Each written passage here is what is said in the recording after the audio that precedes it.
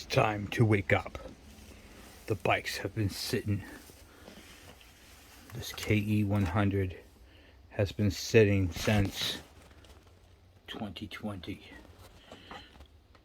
Since the pandemic started, this bike has not been registered.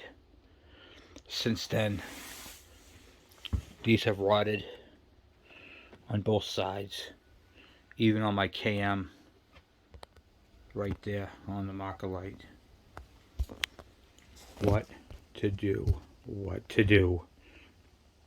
This bike is now re-registered. I need to dig it out and get it fired up. Nothing here has been touched since 2020.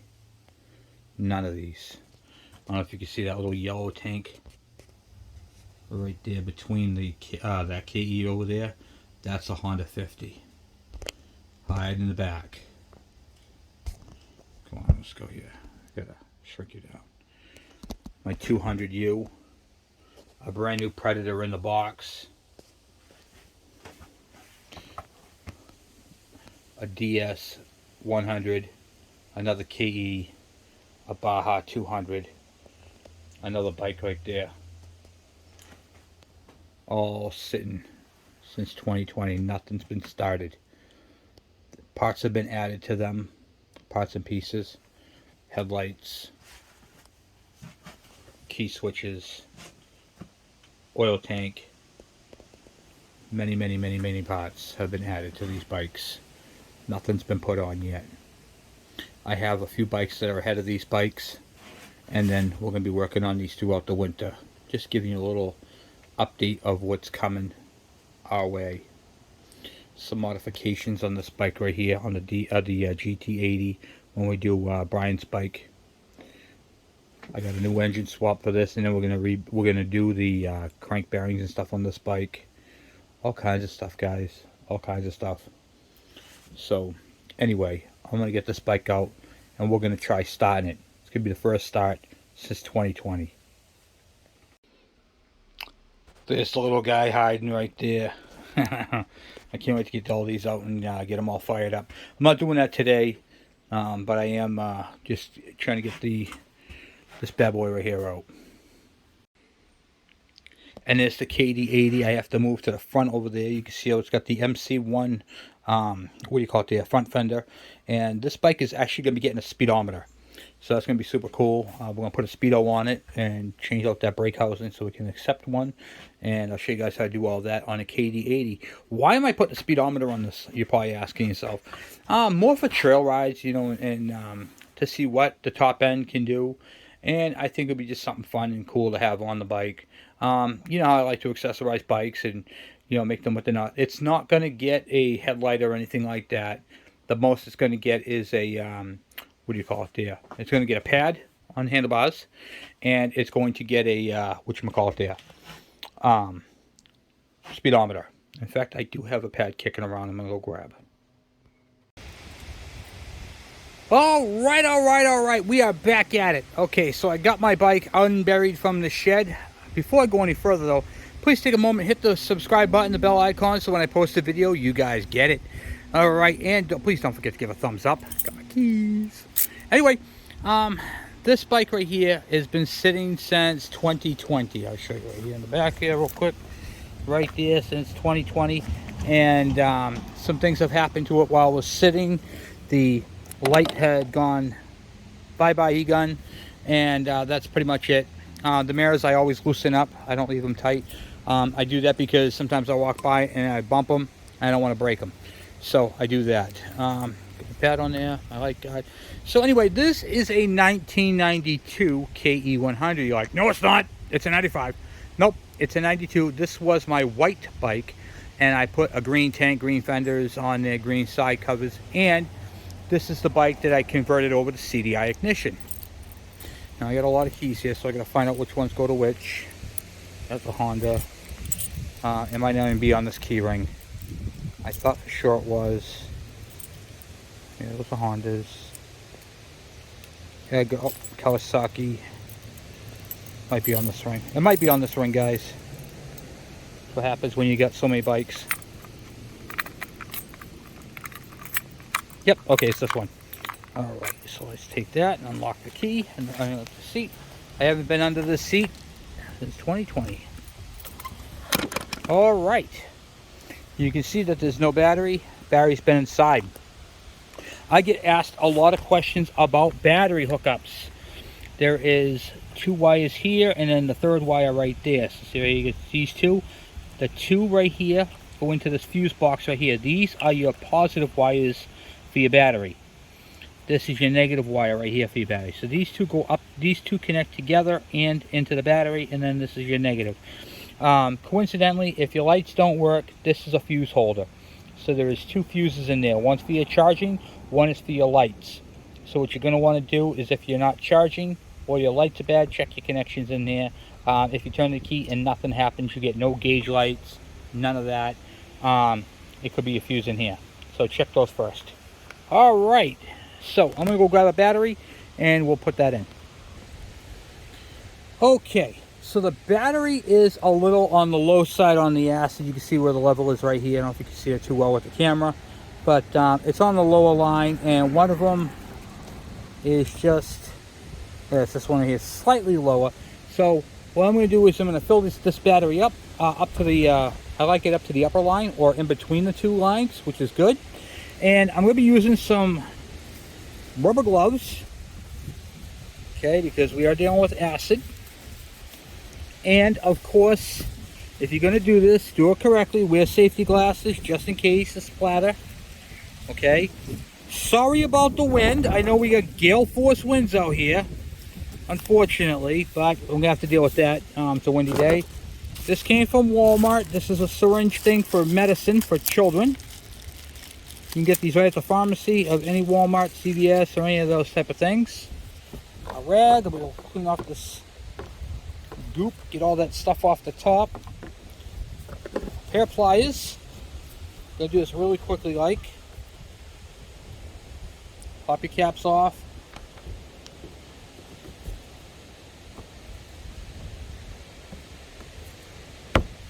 Okay. And I'm just gonna wipe it down one more time, make sure none of this stuff falls in the battery. Okay. Then I'm gonna use distilled water. I'll leave this thing outside so it's a little destroyed there, but distilled water. You don't want to be using, what do you call it there, regular water.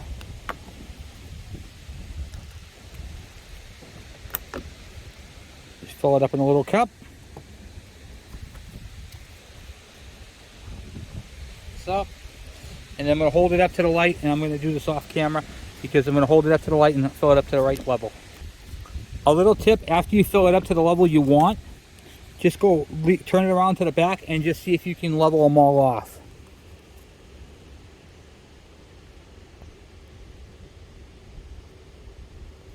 See the dark line right there? I don't know if you can see that or not, because it's kind of light, but there's a line right there. Just try to level them all off. The trash barrels that they have it on is at an angle, but I straighten it out like that, and I can see the level on the sides. And then you flip it around to the front, and you'll see it's right in the middle of the upper and lower. That's where I want it. Put the caps back on, and this battery's all set to go in. I've already had this battery on the trickle charge, and it is a good battery, so it was just ran low a little bit. What turns them low? They evaporate. The water evaporates and comes out the side here. And then because it's good distilled water, I'll throw that back in. And that's that. Alright, so now we're going to install the battery. Let me get you on here like this. Here's the battery. You can see the top is all nice and clean.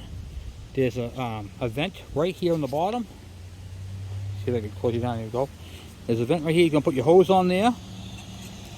Just like that. That's your vent and a drain hose. That hose goes right between the battery and the plastic fender. Make sure it's not kinked.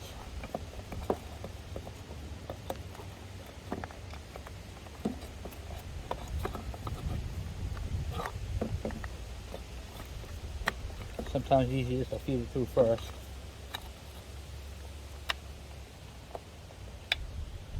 It's got to go straight down like that. Yep, perfect. Set the battery in there like that. If you don't use that hose and the thing drips, it could ruin your frame, it can rot out your battery box, it could do a whole bunch of crap. Okay, so make sure you do that first. Now, we'll sleeve on the battery. I pull that back for charging. So we're gonna show you, blow you up here like this. This is the positive lead. It hooks up to the two wires I showed you earlier. Make sure they both fit in there nicely. Like that, and that there's no metal showing. This battery terminal right here always has a little bit showing, so I'll show you what I use for that. I have to put a piece of heat shrink on it, but temporary. I'm just going to put electrical tape and it will be fine.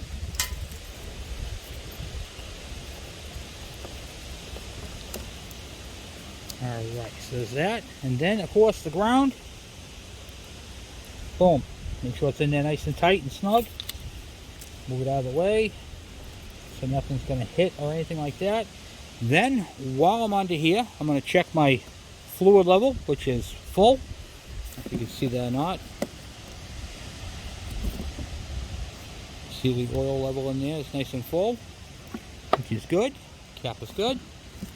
Alright, shrink it back down. Then over here, this is your vent tube. Sometimes little critters like to make a mud nest in here. I forgot what the heck they call those, like a mud bug. Make sure that it is free and clear, that there's no obstructions in that vent tube. If this gets clogged, oil will not go down to your oil pump. Okay? And it'll make you feel like your oil pump failed. And I have seen a few bikes that were starving for oil, and people are like, oh, I had to pre-mix it because the oil pump went bad. It didn't go bad. You got another problem, and typically it's that top tube. So we're all good there. We know that's all working. Now, for the next part, what we have to do, we have to take off these two lights in the back here. So I got this little here, flips around. I'm just going to unplug my lights. I'm going to do one at a time so I don't have to lose my wiring. Okay, there's that one. So now I know it goes into the one that's empty. I'm going to replace this pedestal. I think I actually put one in here. Aha. I'm going to replace the pedestal right there so I don't have to worry about my light, what do you call it, dangling. Alright, so I'm going to use the box end of the wrench. I'm going to take the two wires that I just pulled through, feed them through.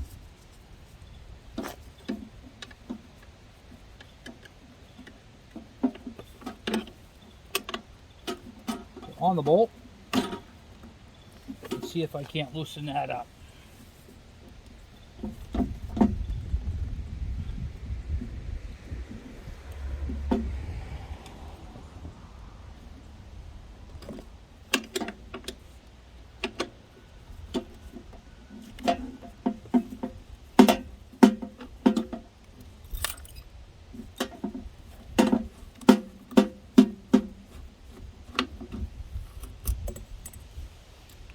And that's it.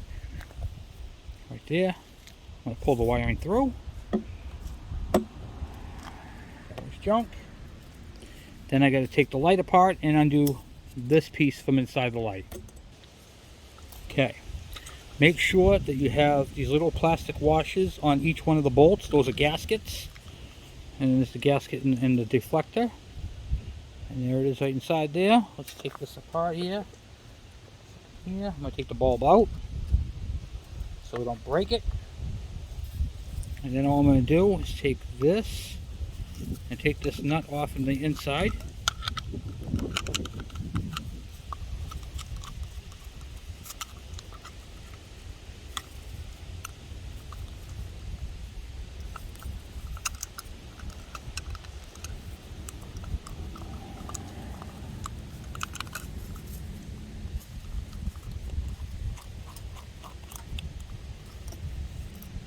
And that's the other end of it. Then I'll take the new one, which is right here. Take my two wires, offset them. Don't put them in like this because you won't get them in. Okay? Well, sometimes you will. In this case, right here, they lock you up. they get tight when they go halfway down the tube. So offset them. So this fitting's here and this one's up, this connector is here, this one's up just a little bit above it. And it'll come right out the bottom. No issues. And then when you get to this part,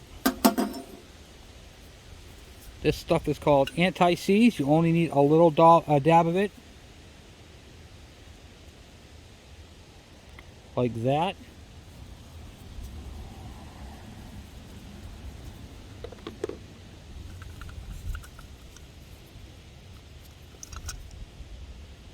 Since I'm wearing gloves, I'll put it on there. And I'll just take my glove off. Because that stuff spreads like crazy.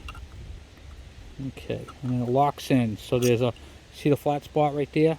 It's going to key into the flat spot on this as well. So you just pull it in. I'm pulling in with my fingers as I'm setting it in place.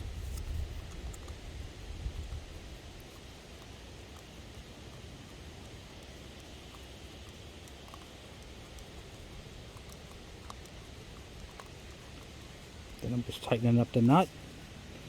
With my hand, I'll throw the wrench on there. Pull the rubber grommet down through like that. These are not grounds, okay? The black wire is a ground, so you don't have to worry about the being a ground and all that.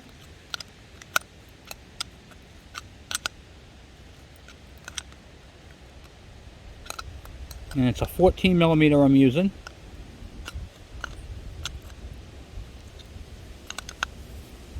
How tight? Snug, and then grab the whole fixture. Give it a good old, not too crazy. Make sure that little rubber grommet is inside the tube. That stops the wiring from chafing.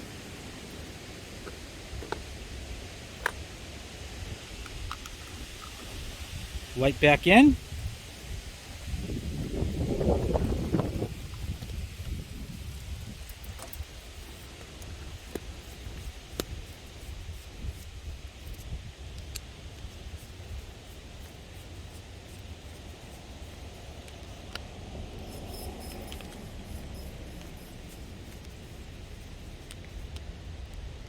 That's it for that. Then I'm going to do the same thing down bottom. Take that bolt off. Slide these two wires. Make sure there's no chafe marks in them. Okay, inspect them. Make sure they're good. And then I'm going to slip them through.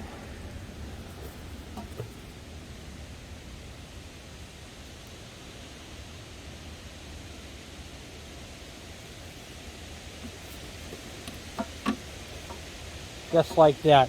Now it interferes with this light, with this right here.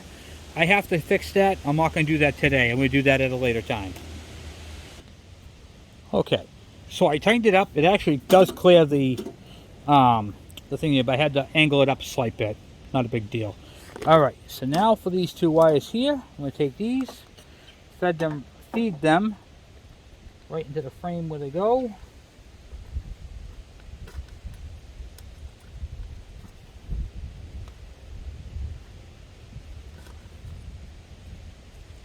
Which is sometimes easier said than done, but they will go. Just be patient. Okay, and then I'm going to plug them into where they go.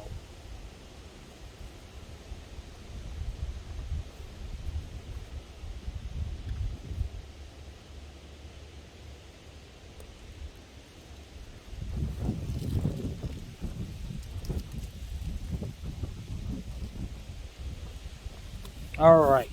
So now I got that all situated, all done, and I'm going to go do the other side. It's tech tip time. All right. So I just pulled the other side off, and look how corroded it is in there. Why? Because my gasket around my ring was broken. Water got in there and corroded it. Look at that. See the corrosion? Do you see the corrosion around the socket right here? That right there is what's going to cause this light not to blink properly, or it's going to cause the other lights to blink. So when you turn your directional on, and you notice that another light is blinking with this side, or it's going dim, that's because it's not getting its ground from here. The ground is going back down through, and it's finding a ground in another circuit. Okay, so how do you fix this? How do you make this? How do you clean that up? I'll show you to make it look like this. Yes, this one right here looked exactly like this, and I cleaned it. Look how nice it looks. I gotta wash it off. Okay, I gotta blow it off. I use Evaporust. Now this is not a commercial, and I am not sponsored by Evaporust, but this turns corroded parts into like new parts. Okay, so that's what you use to make it look like that. How long did I let it sit in there for? Overnight, because I knew I was doing this today. This is what it looks like after I blew it off. Amazing, huh? Look how nice the ground looks. That's your ground right there. So the side of the light bulb is what is your ground. Anyway, that is going to take the place of that one. Is this bad? No. Here's the beauty. I can take this one out and put it in the Evaporust and get the same result with that. So then that right there goes back in my parts drawer, and I'm all ready for my next one. Pretty neat, huh? How hard is it to switch that out? Well, after you take the pedestal nut off, okay, leave that nut right on there. See how it's all loose? Just gotta work it out. Just like that. See? I'm gonna take the air compressor and I'll go blow that out, make it all look nice and pretty. Yeah, see, that's not bad. I'm just gonna go throw that in there right now. And if I wanted to get fancy with this and make this all like not faded, I could literally take a heat gun and blow it around with a heat gun, and then this thing is gonna look, it's gonna sweat the plastic, it's gonna make it look nice and shiny again. Okay? I don't really care about that right now because this is a daily drive, or was a daily driver, and it's gonna be again. But I just wanted to show you guys how easy that was to do. Okay, so I'm not restoring this one. This one actually needs a little bit of wiring because this end is cut. Let me go grab the other one. Here's another one I did right here. They just come out so nice. And then just make sure there's no kinks or cuts in the wire. Make sure the wiring ends are good. Slide right back through that hole. This one's a little bent, the bracket, so I'll straighten that out real quick by hand. So this right here is a perfect L.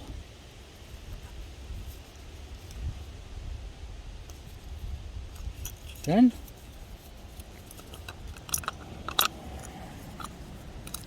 pop it into place until it sits in, and then put you through a pedestal just like we did on the last one.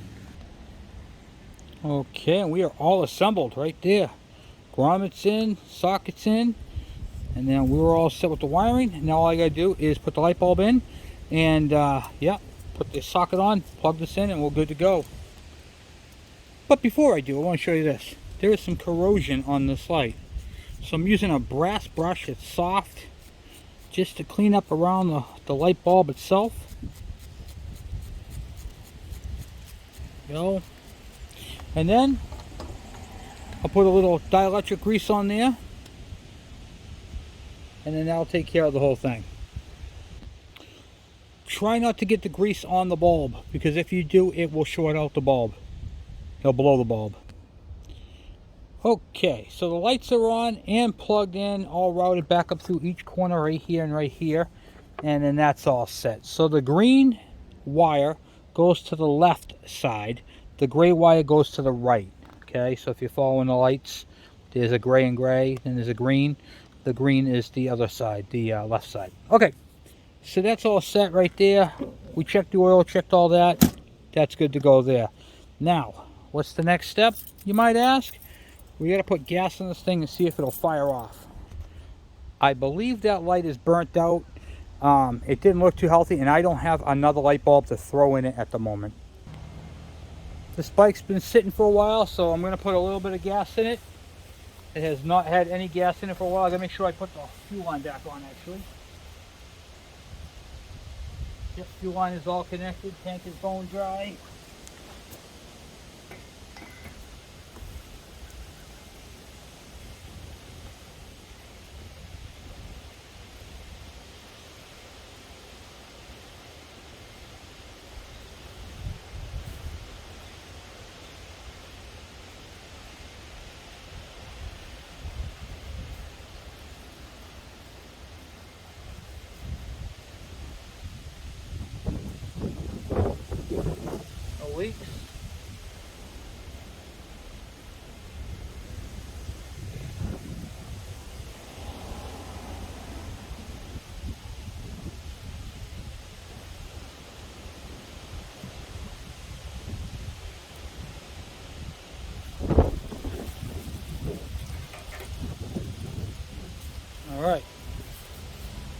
If you guys like that gas can that I'm using, it's made by Tough Jug, and the adapter is sold separately.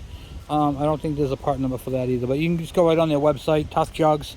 I'm not sponsored by them, but do tell them if they ask I sent you, because it's a pretty cool thing. All right, now, once again, the bike has been sitting and since 2020, so we're going to see if we can fire this bad boy up. Choke. Yeah, we got fuel flow. There.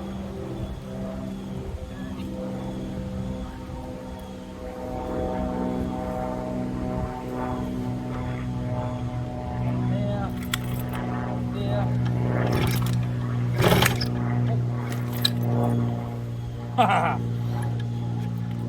Kicked hard, yeah, right there. I need to sip my drink break. So I had to take a sip of my drink to dry it out. Alright, let's try this bad boy again.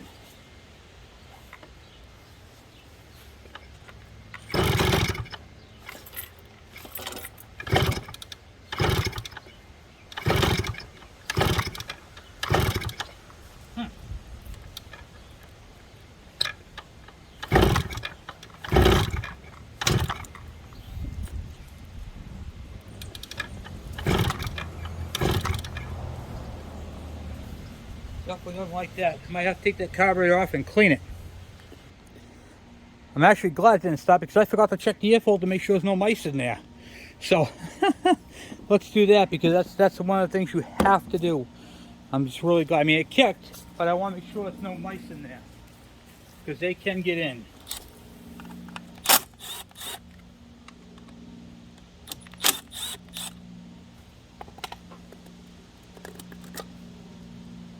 Yeah, it's perfect. Okay, good. Always want to check that, make sure no mice get in the air cleaner assembly.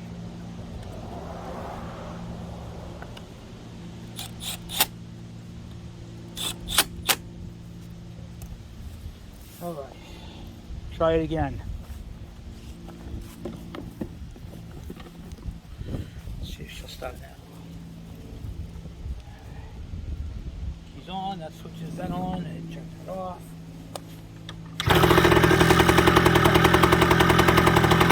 Okay. Yep, there you go. There's your first tent smoke right there. Yeah. That's our hibernation smoke. Want to go throttle up.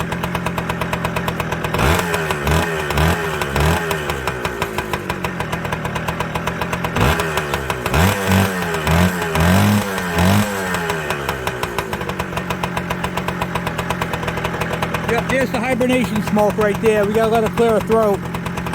You know it's been sitting when it smokes like that. I just put the air in the tires. It was down to 5 psi in the back, 4 in the front. And I had a little bit of a fuel leak, but I didn't tighten up the little bowl on the petcock, so I had to do that. But the fuel was leaking right there, but it's all set now. All right, let's check for a stuck clutch. See if the clutch is stuck.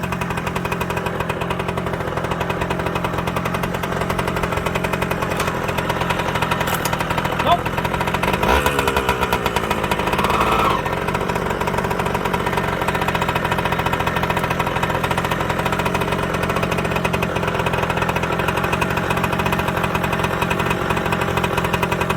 Very nice. I'm happy to have my bike back.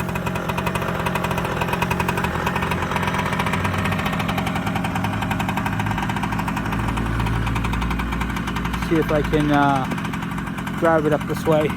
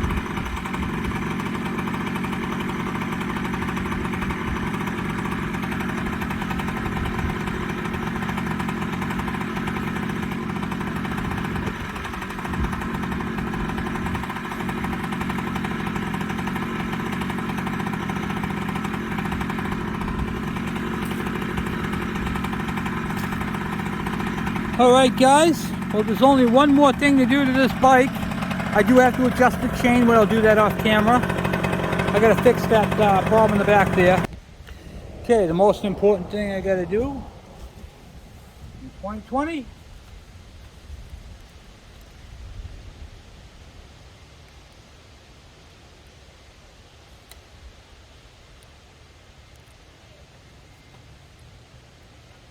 Yeah, now she's legal again, guys.